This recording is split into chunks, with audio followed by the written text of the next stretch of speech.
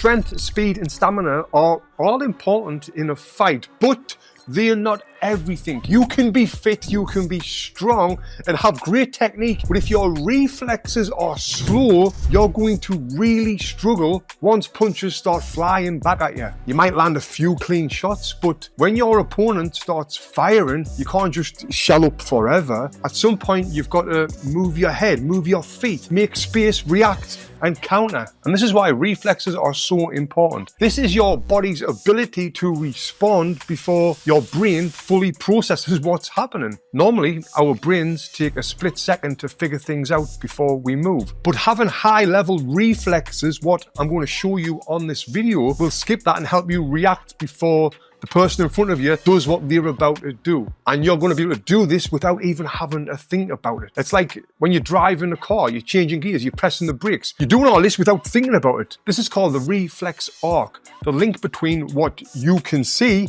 and how fast your body can react. So, can you actually train this for boxing? Absolutely. As you know, flinching is an automatic reflex. When someone punches you and you're not used to it, we flinch, right? Sometimes you'll close your eyes, sometimes you'll cover up, sometimes you'll turn away if you've got no experience, because that's all built into us as human beings. But real fight reflexes, slipping a punch without overthinking it, blocking a punch cleanly instead of freezing up, or moving out the way with your feet and then coming back with a punch of your own, these are all trained. What you can do, and I'll tell you on this video how you can do that. And the more reps that you get in, the more your body will learn how to respond without waiting for permission from your brain. But that's only half of the story, because you also need to train your eyes, especially your peripheral vision. And I want to really make you aware of this peripheral vision because it's so important in boxing. Now, a lot of new boxers ask me, where should I be looking when I'm in the ring with someone else? Should I be looking directly into someone's eyes so I can see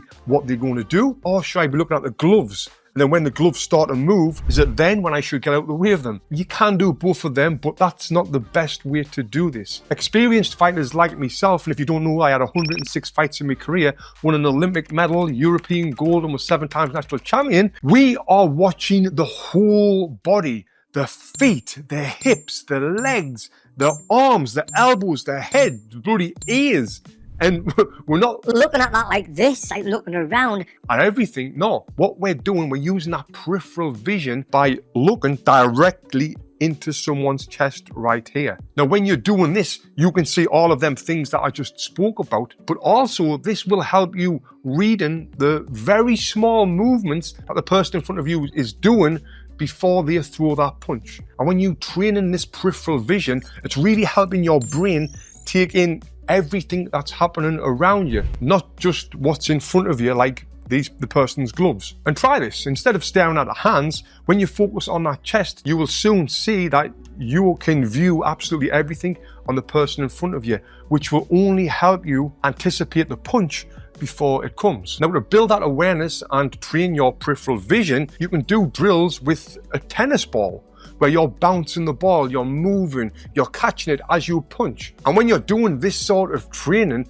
this is forcing your eyes to scan quickly, react, and in that split second you're catching the ball, you're throwing the punch, you're bringing it back to your face while you're moving your feet. And doing this will help both your eyes track that movement and see what's going on all around you rather than what's just in front of you. You can also do drills using an agility ladder, getting used to stepping fast, punching and moving at the same time while keeping good form and technique. And when you're doing this consistently, overall awareness tightens up. And doing this sort of training with the training that I'm going to tell you in a second will really help you with your fast reactions. You will start to anticipate punches coming before they actually coming. Now, before I tell you about the other way of training, it's important that you understand about nerve to muscle response. This is how fast your brain sends signals to move. Like when a punch is coming at you, your eyes pick it up, your brain recognizes it and sends electrical signals down your muscles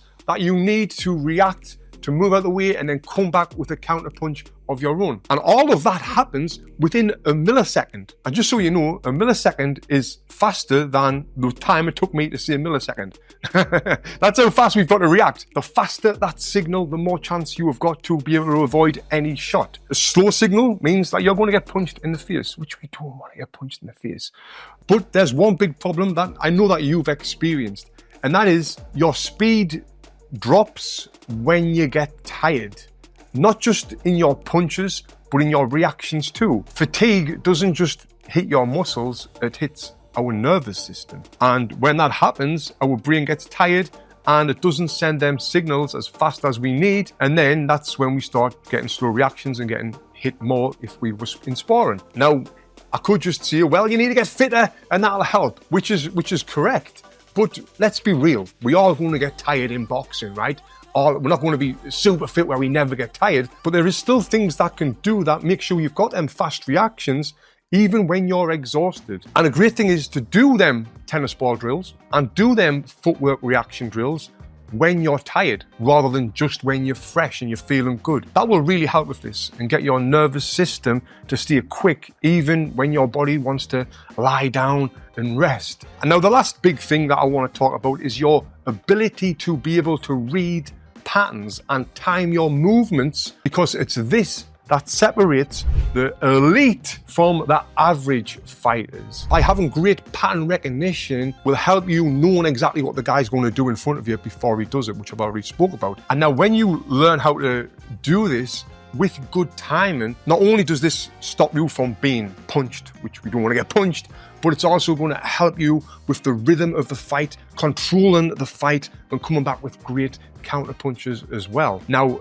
the best thing that you can do for all of this is technical sparring. When you're sparring for technique, still working on speed, but working on themed things, this is going to have real punches coming at you to show you how to read the punches from a real person. And as well, with this type of sparring, you can work on new things, because if you've sparred hard, you're often afraid to throw a new type of punch in case you miss and you get hurt. But when it's technical sparring, you can take way more chances, because you know if it doesn't work, you're not going to get hurt. And when you're doing this, this is what's going to help you become less predictable in your boxing game as well. Now, one last drill that you can do that will help you with some reactions is a simple drill called the tennis ball drop, which I've done lots of videos on this on my YouTube channel. And this is where you're going to hold the ball out in front of you and drop it, and before it hits the ground, you're going to catch it with a punch and then switch it up and do it again. Now, to advance this even more, you can have a partner hold the ball out. He will drop the ball. When he drops it, you've got to catch it fast. This is forcing your brain to react instantly and sharpen your hand and eye coordination. If you are training these together, your eyes, your brain, your body, you will 100% react faster. You'll be able to read better. You will be much harder to hit and stay calm when you're under pressure. And it's this what makes great fighters look like they're moving from the movie The Matrix, but instead of dodging bullets, they're dodging punches. And now you know this, it's important that you know what is the very best defense in boxing. So I created a full video showing you what the very best defense in is boxing. If you click here, watch this video next.